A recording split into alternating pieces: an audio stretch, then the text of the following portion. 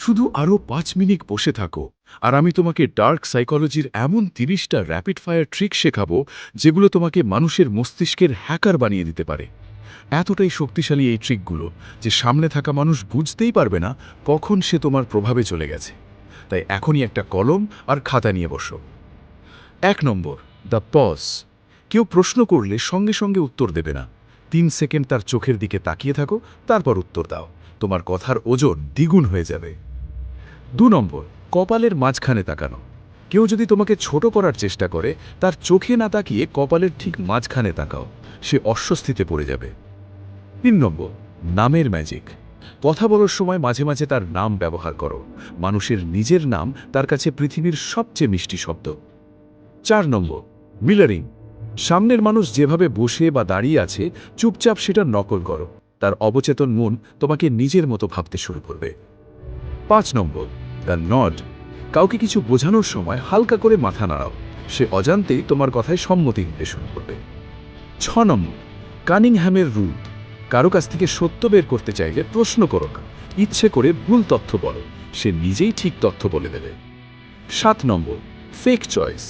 মানুষকে এমন দুটো অপশন দাও যেখানে দুটোতেই তোমার লাভ, সে ভাববে সিদ্ধান্ত তার নিজের। 8 নম্বর, অস্বস্তিকর নীরবতা। কেউ বাজে অজুহাত দিলে কিচ্ছু বলো না, শুধু তাকিয়ে থাকো। চাপ সহ্য করতে না পেরে সে নিজেই সত্য বলে ফেলবে। 9 নম্বর, রিফ্রেমিং। সরি বলার বদলে বলো, ধৈর্য ধরার জন্য ধন্যবাদ। এতে তোমার ভ্যালু কমে না।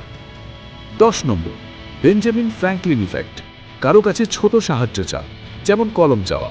যে তোমাকে সাহায্য করে তার মস্তিষ্ক তাকে বোঝায় যে সে তোমাকে পছন্দ করে।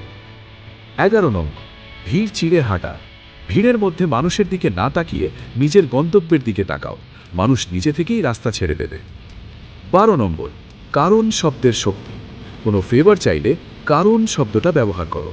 মানুষের মস্তিষ্ক একটা কারণ পেলেই সহজে রাজি হয়ে যায়। 13 নম্বর, স্লো মুভমেন্ট। রাজারা কখনো তাড়াহুড়ো করে না, ধীরে শান্তভাবে নড়াচড়া করো, এটা উচ্চ আত্মবিশ্বাসের সংকেত।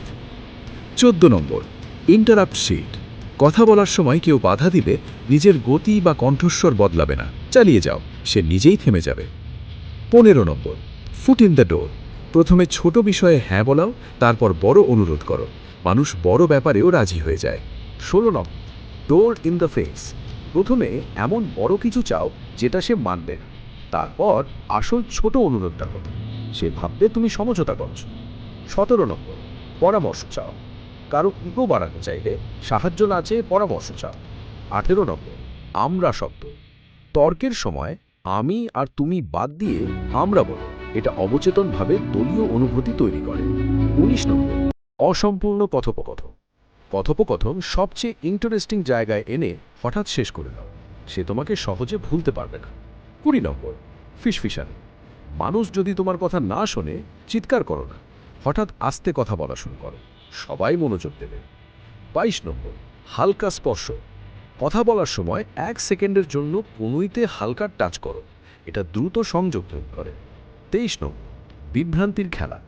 কেউ মিথ্যে বলছে মনে হলে সব বুঝেও না বোঝার অভিনয় করো, আরও প্রশ্ন করো, সে নিজের গল্পেই আটকে যাবে। 24 নম্বর, চোখের খেলা।